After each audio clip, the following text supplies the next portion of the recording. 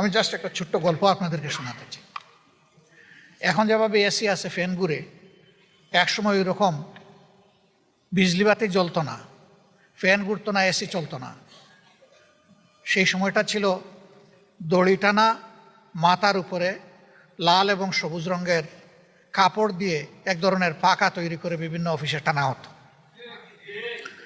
এক বিচারক তিনি একটা হত্যা মামলার রায় দিতে গিয়ে বললেন, আসামির বিরুদ্ধে সন্দেহাতীতভাবে মামলা প্রমাণিত হয়, তাকে মৃত্যুদণ্ড দেওয়া হলো।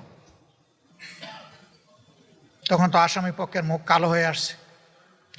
একটু সময় পরেই মাথা নেড়ে বললেন, আসামির বিরুদ্ধে সন্দেহাতীতভাবে কোনো প্রমাণ পাওয়া যায়নি বলে তাকে মুক্তি দেওয়া হলো।